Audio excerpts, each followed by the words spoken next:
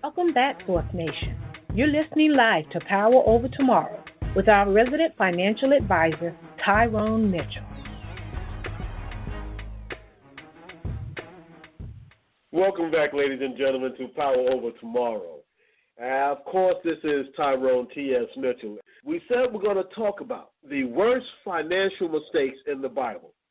Now, I know that may seem a little contrary, because when we think of the Bible, we think of great heroes such as Samson and such as David, all right, such as the apostles, how they endured, and we even hear about, how Christ, when it says in Hebrews chapter 12, where it says that he endured the cross, despised the shame, and now sits down on the right-hand throne of God. Oh, so we hear about these great heroes, and even in Hebrews chapter 11, we have that called the Hall of Faith, where it talks about, how Abel offered up a more excellent sacrifice, how Noah, being warned of the things to come, moved with fear and became, the savior for his household.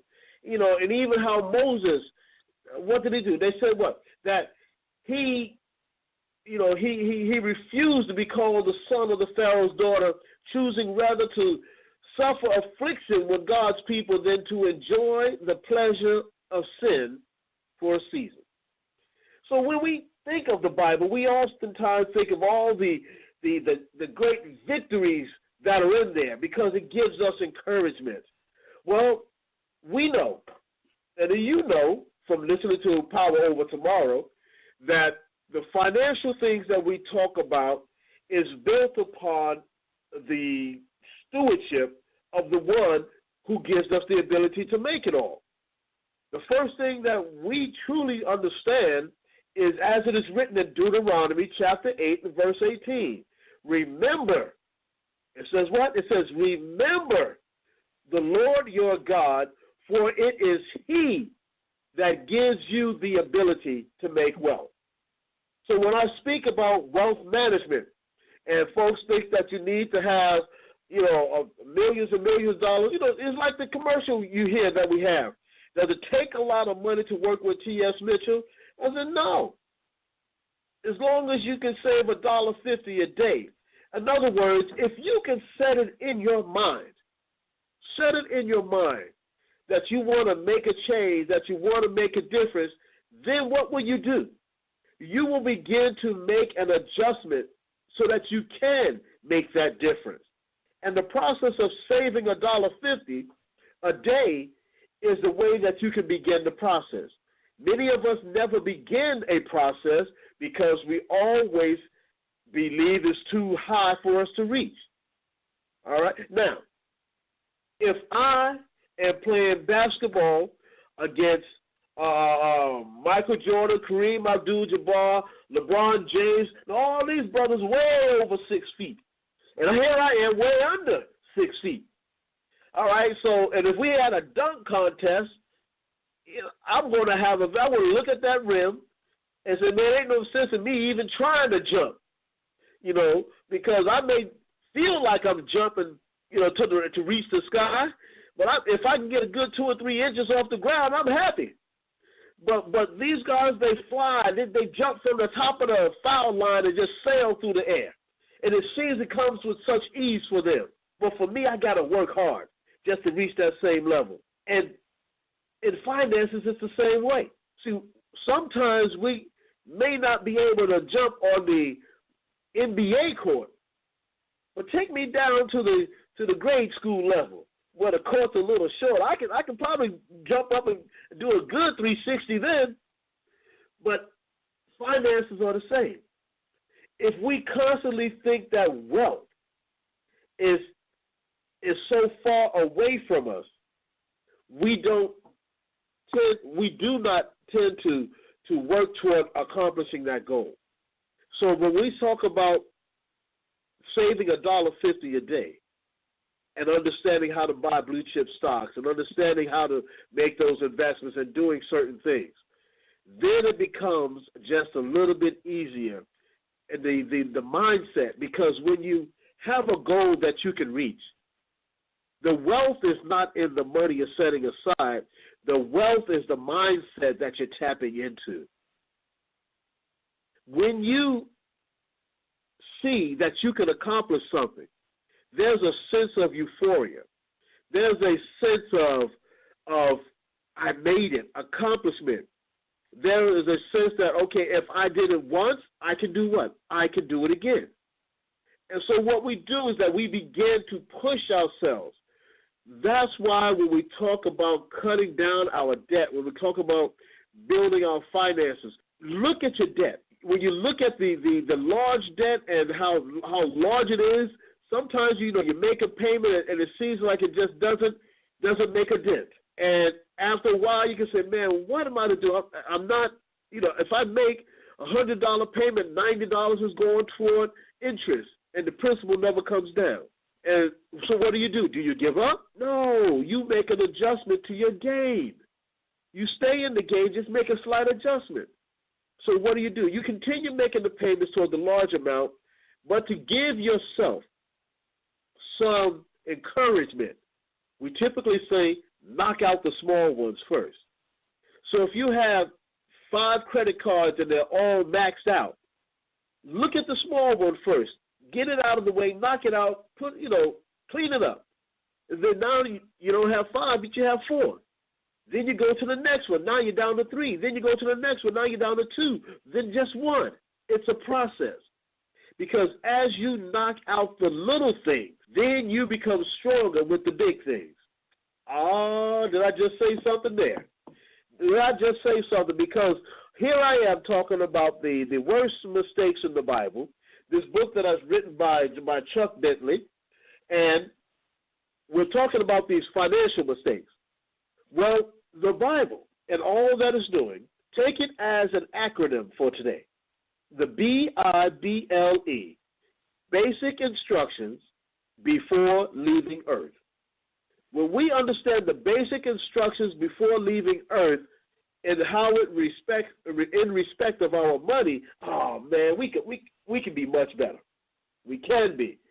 Even within the Scripture says the Scriptures gives us all that we need pertaining to life and godliness. Not just life, but life and godliness. Those are key factors. So this thing that we have is important. It is important because we learn, not just in Scripture, but overall in life, by 3 primary ways. We will learn by direct commandment, necessary inference, and approved examples. A direct commandment regarding our money when it comes to the Scriptures would be what? Owe no man, okay? And then also give as God has prospered you. That's a command. Give as you have been prospered. All right? And the necessary inference is that the Lord loves a cheerful giver. Give not out of necessity or grudgingly, but give cheerfully. That's a necessary inference. That when you give, it brings joy. It brings a cheerful nature to you. But when you give and you're grudgingly, it just never seems to work out right. Think about this. You got a mortgage, and you got a mortgage, let's say a 30-year mortgage. So that's 360 payments you got to make. So you're making those payments. So 30 years, so 360 payments. That first one, you felt probably pretty good because, hey, I got my home. I got this. The second one, that first year, but somewhere in the middle, when you have other issues in life that you got to deal with, and you have these things, and then you say to yourself, man, I'm getting tired of paying this mortgage. And so when you write that check for that mortgage, you begin to hate writing it. You begin to write it begrudgingly. But that day you write that 360th payment, the day you write it, I've heard it said that people write that last mortgage payment, and in the memo section, put in the bottom, she says, what they say, Last payment and what? No longer yours. Gratefully, no longer yours. And, and they write that last payment with joy. Well, the necessary inference when it comes to giving is that it brings joy not only to others, but it can also bring joy to us. And then the third way would be approved examples. And what an approved example is an example in the Bible. So what we're going to do today, we're going to talk about one example. And we're going to take it from, I guess we might as well start with Genesis. In the book of Genesis, we're going to talk about what is called seeking the best the world has to offer. Seeking the best the world has to offer. And we know that the world is constantly telling us that there is something better than what we have. Matter of fact, Apple stocks have been somewhat not performing as high a return as it has over the past few years. And one of the reasons for that is because how much more can an iPhone change? Think about it. When they first came out, you had folks lined up outside the door trying to get the best, latest and greatest, best thing on the market. And every time they got it, the next thing you know, it was obsolete, because that's what the world does. The marketers teach us or try to influence us to believe that there is always something better. And so when we think about this thing called the worst financial mistakes in the Bible, there is an example that we can even understand and follow. Coming from the book of Genesis, the 13th chapter. The story, many of you may already know the story of Abram and Lot. Abram, the uncle, and Lot, his nephew. It got to a point where Abram was told by God, and Abram's name was later changed to Abraham. He was told by God that his offspring are going to be multiplied. His family is going to be multiplied. And so much so, it's going to be like the stars in the sky, the sands on the beach, the dust upon the earth. Be able to go everywhere. If the Bible says is that if man can count the dust on the earth, then they can count the seed of Abraham. So what was happening here is that Abram and Lot, they both were wealthy. But Abram was at that time about 75 years old. And they were shepherds. And so what was happening was that there are two camps, because the uncle and the nephew had a lot of sheep. They had a large camp, and what I mean by camp are those who were under their employment. Well, what was happening was the land could not handle both of them together. And amongst the workers, it began to start a conflict. So what Abram decided to do is that as they were journeying out, they said, listen, the land cannot support both of us. He says, I love you, but we got to make a decision, so that we can keep the peace between us as family. Let's separate. We go one way. We got the north, the south, the east, and the west. You take one direction, I'll take the next direction. And that way there is peace amongst our camp, and also there's peace amongst our family. What ended up happening was he gave Lot, the young man, the choice of the land. So what happened was Lot looked out. And matter of fact, no need to paraphrase. I'll read it right here from Genesis chapter 13, verses 10 through 13. It says, Lot looked around and saw the whole plain of Jordan near Zoar was well watered, like the garden of the Lord, like the land of Egypt. This was before the Lord destroyed Sodom and Gomorrah.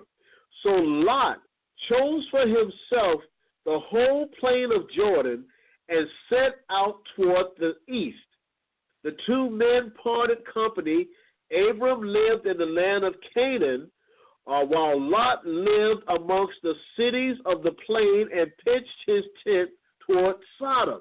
Now, so what has happened? Lot took for himself the best that the world could offer. There's nothing wrong with wanting the best for yourself. But when we seek out those things, we have to see what's beyond that which we can see.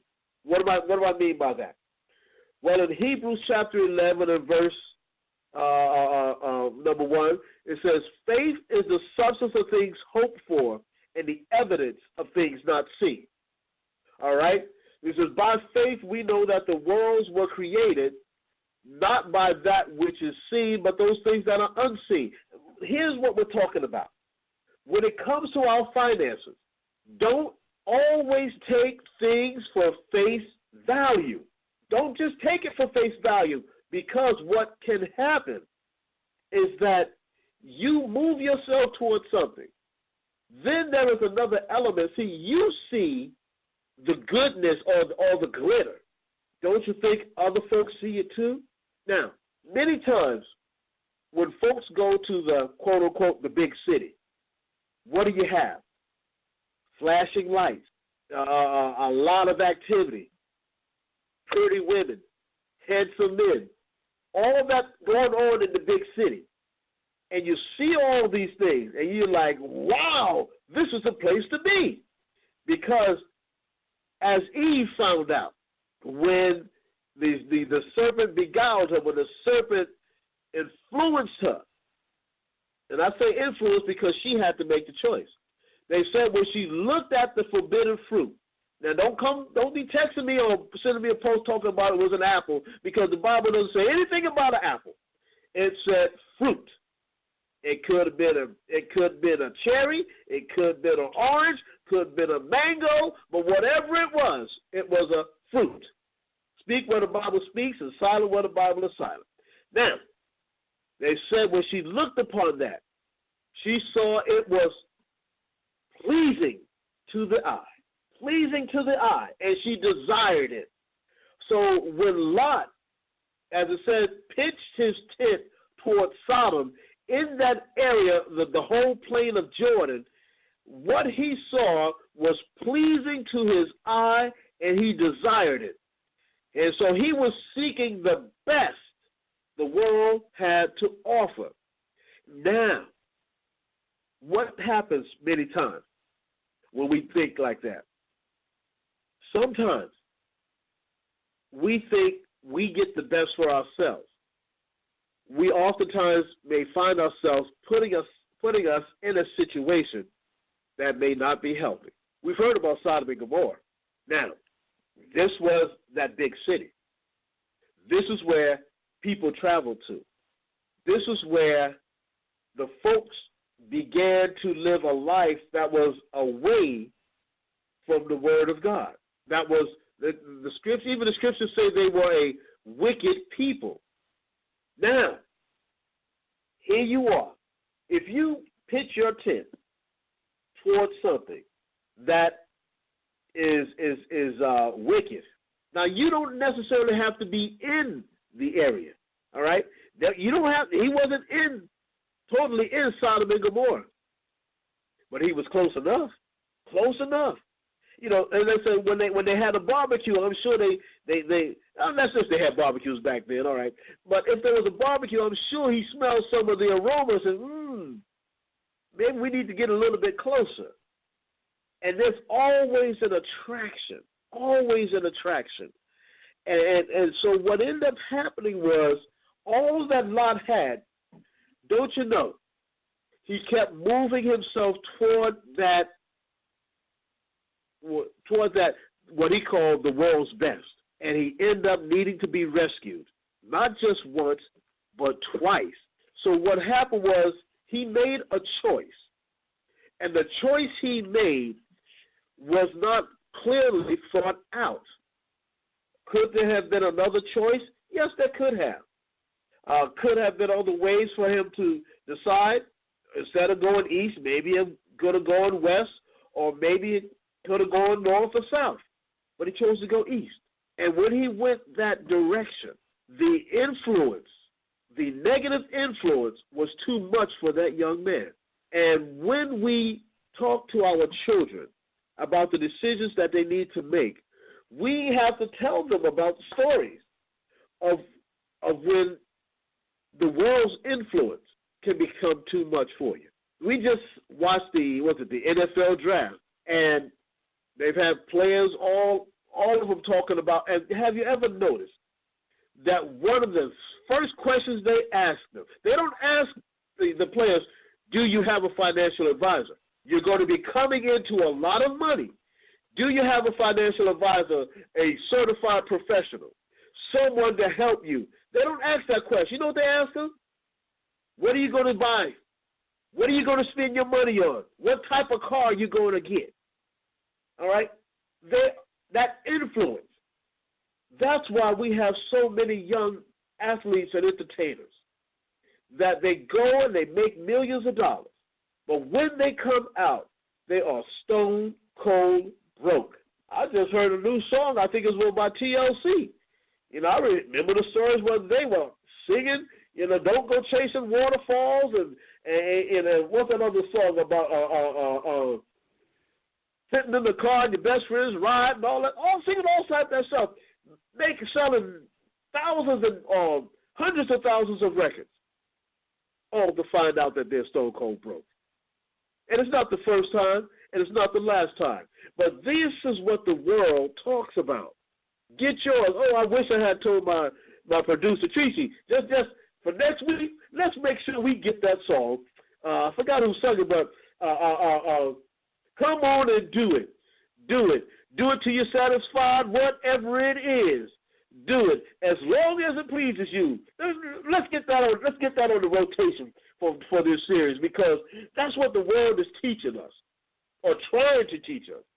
That look at what we can offer you. Now, we want the best for ourselves, but in this biblical example, coming from Genesis chapter 13, it talked about when we choose the best for ourselves, the marketer also knows this. The marketer, the industry, one of the leading industries in this country is built upon neuroscience, the way the brain functions. And you know who focuses on neuroscience? Advertisers. Advertisers.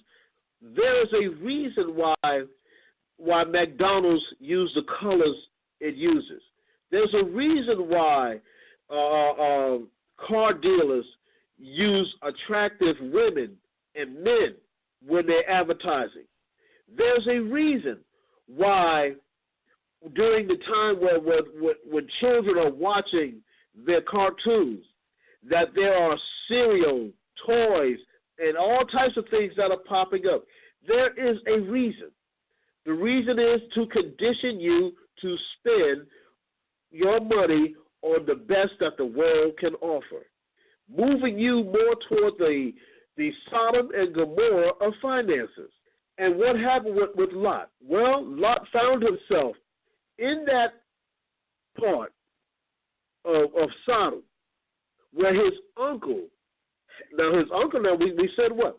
Went a total opposite direction, heard that his nephew had lost everything because of where he pitched his tent toward the world.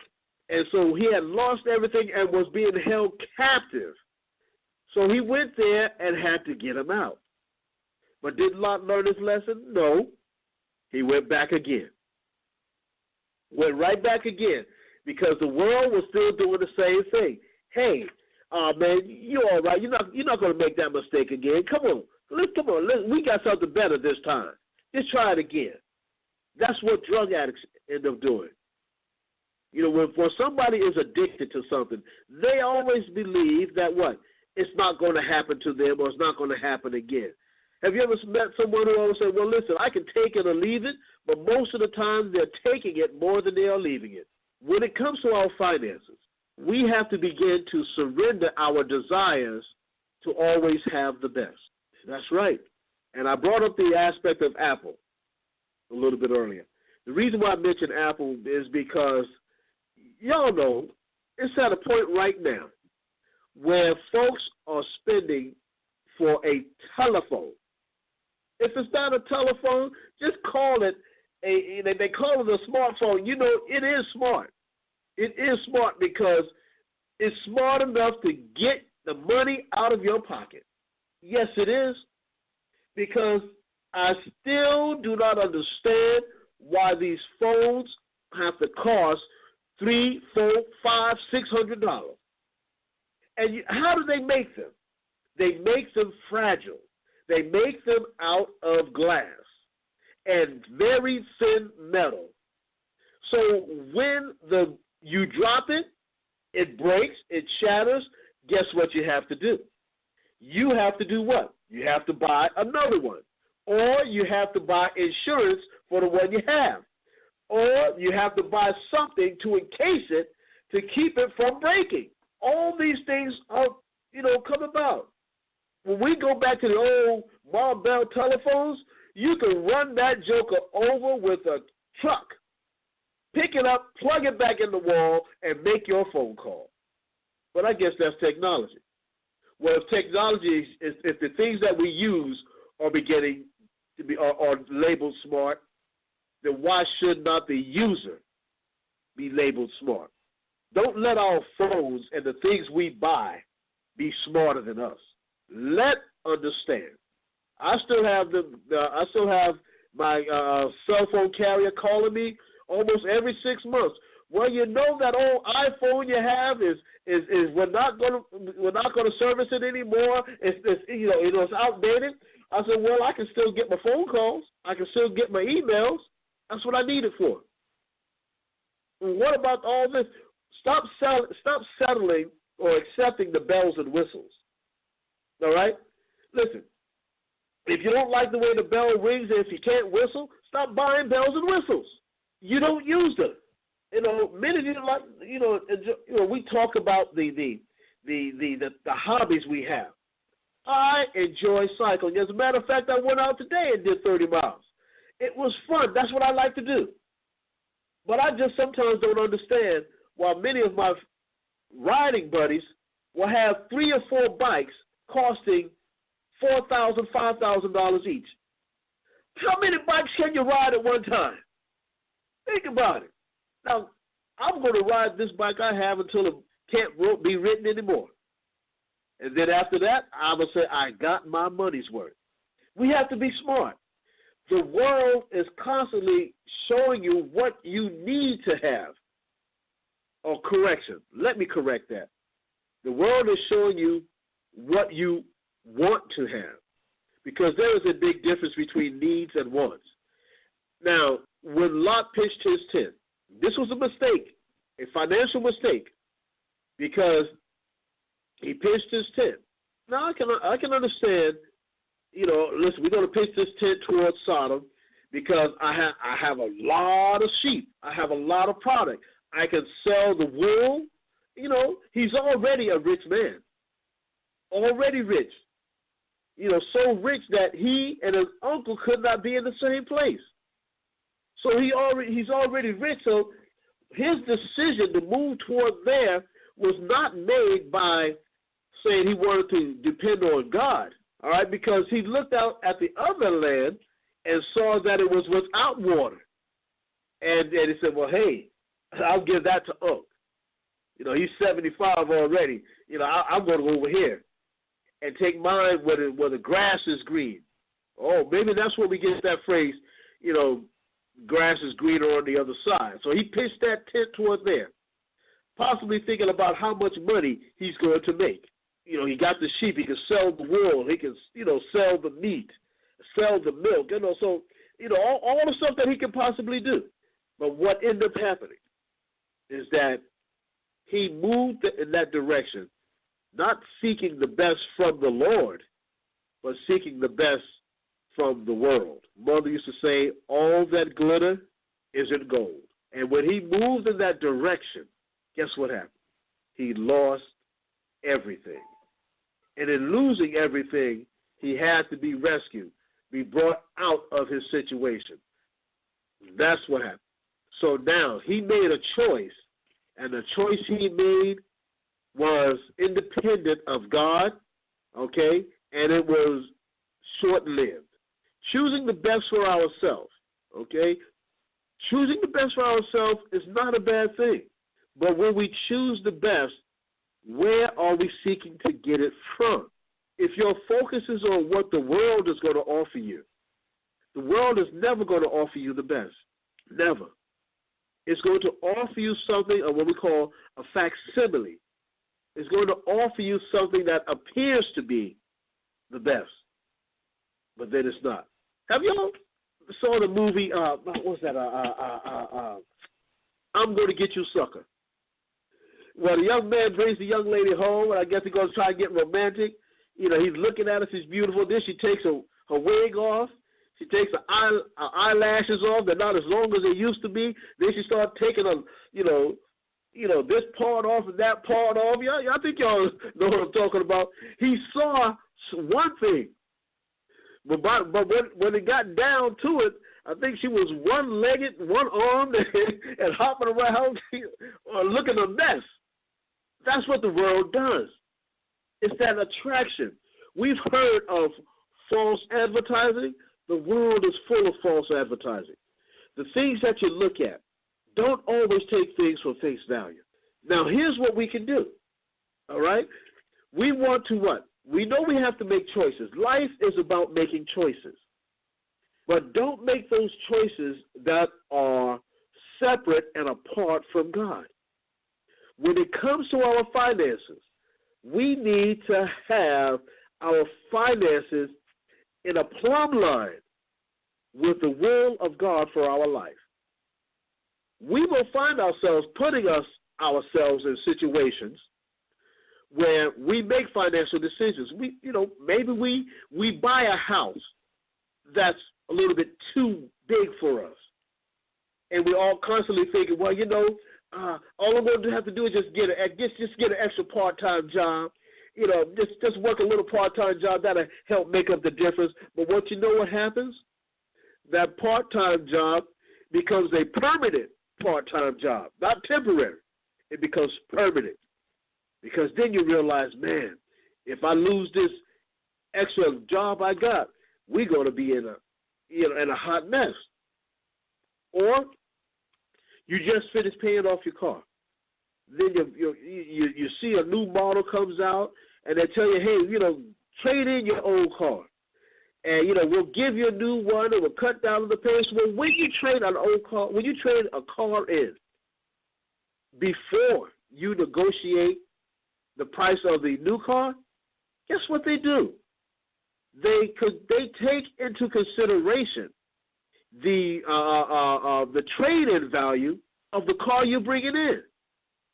So if you drive onto the lot and the new car that you want, let's say, is $30,000, and they already told you that they're going to give you $5,000 for your trade-in value. Well, guess what happened with the new car? It's now negotiated at $35,000. So they're going to get their money. They may move it up to $36,000 so they can get an extra profit just for preparing the new car that you're bringing in. So what should a person do? Well, you see the car you want, negotiate that car. Negotiate that price. When they ask you if you have a trade-in, tell them, not at this time. See, I didn't say tell them no. Tell them not at this time. And if they ask you, how soon? Well, listen, let's talk about this price. In other words, get the price of that car that you're buying. And then when you come back and you say, you know what, you ready to buy that car? Then you say, what about this trade-in? Because what you want is you want to set the financial point of how much you're going to be paying. Then when you bring that trade in, once you get that final number, then you subtract the trade in from that final number, avoiding the possibility of them adding the trade-in value to the price of the new car. Don't take everything for face value. Seeking the best the world has to offer requires due diligence on our part. So life is about making choices. Now, with every choice, there will be a consequence. For every action, there is a reaction. So financial decisions can be advantageous and they can also be disastrous. The results for Lot were disastrous. What he thought was to his advantage was not so. Because it was just, oh boy, I'm not much of a fisherman, but I do understand the concept of it. Now, if they just drop that ugly-looking hook in the water, the fish are going to swim right on by it. But what do they put on that hook? They wrap around that hook attractive bait. When the fish bites on that bait, now they are hooked. What seemed attractive is now disastrous. Don't get on the hook. Now, when you choose the best, sometimes it's better to really not always take the biggest cookie in the cookie jar. Sometimes it's better to not always take the biggest piece of chicken in the box. Maybe it serves you a little bit more, serves you better to allow someone else to have it. Scriptures tell a story about being invited to a wedding or to an event. And you immediately go down to the best seat there. Then someone who is of higher dignitary or higher, more prestige comes. Then the host tells you to get up and move to another seat and give your seat to someone else. That's embarrassing. That is embarrassing. It will be better to maybe not take the best seat, and then when the host comes and sees you, it says, hey, come on, come sit down here. And now, instead of being embarrassed in front of everybody, you're now being exalted in front of everyone. So that's what you want to do for yourself. Find ways to not always seek the best the world can offer you, but when you humble yourself in the sight of the Lord, even with our finances, humble yourself. The Lord is going to bless you. It said, He is not going to forget your labor of love. When we give and give other folks the opportunity to learn a little bit more, to come in contact with a little bit more blessings, that just opens up the door for us to do more. Someone once said that, they make, the more they make, the more they give. And someone once said that you cannot outgive God. The things that we have in this world is for a purpose. It's for our joy, but it's also for the benefit of others, and most importantly, it is for the glory of God. Our finances need to be moved in the same direction. So when I speak of helping you make sound financial decisions for your family, your future, and your finances, all that is built upon, it is built upon the wealth of knowledge. That wealth management goes right back to that stewardship aspect, as it's written in Deuteronomy 8:18. Remember the Lord your God, for it is He that gives you the ability to produce wealth. Lot's mistake was that he did not remember the Lord. Financial mistake that he made is that he did not remember the Lord. And when he did not remember the Lord, he found himself in need to be rescued. Thankful that there was a godly man, his uncle, to help him. But see, Lot still didn't learn. Because what did we learn? He went back a second time, and he was rescued a second time. The third time, the angels of the Lord had to come to him and say, get out of here. And he still was reluctant. And you know what it cost him? It cost him his wife. If he had focused on positioning his family toward God, she would not have looked back at what she thought she was leaving. She would have looked forward to what was coming in her direction. Don't look for what the world is going to provide you. The first financial mistake that we talking about for the next few weeks is when we seek too much of the world and not enough of God. So don't be like Lot and pitch your tent toward the glitter, but pitch your tent toward the glory. Source Nation, Power Over Tomorrow, and I am your host, Tyrone T.S. Mitchell, and it's my pleasure to be able to seek the Word of God in us on how we need to handle our finances. So we're going to have more to come. We really are, and I'm definitely glad that you are a part of this program. But remember, I want you to continue to hit us up on Facebook, Twitter, and LinkedIn, all those places, because we got a lot of information we want to share with you. And time is not our own, but it's been blessed and given and granted to us. Sign up for our financial newsletters on tsmitchell.com. On tsmitchell.com, I want you to continue. A lot of you have already done it, and I want you to continue to do it again, is that download the financial app to that smart device you have, okay? The one that costs $300-400, all right?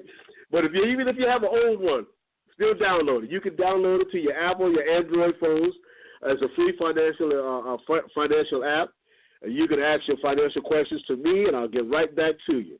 Along with that, we want to make sure that you sign up for our financial newsletters. Each and every month, we send new financial videos on the topics that are timely for you to be better stewards with what you've been blessed with. Well, Source Nation, I want to be a good steward with the time that I've been allotted, and I want to say this. Stay tuned. We have more shows coming up, and we definitely want you to continue enjoying Power Over Tomorrow. But remember, in your walk of life, may the road rise up to meet you. May the wind forever be at your back. May the sun shine upon you with his warmth, and may the rain fall upon you ever so gently. Until the next time when we can cross each other's path, may the God of heaven hold you in the hollow of his hands. I am Tyrone T.S. Mitchell. This has been Power Over Tomorrow, Source Nation, and hopefully Facebook Live next time. Enjoy. Be well, be blessed, and be your best.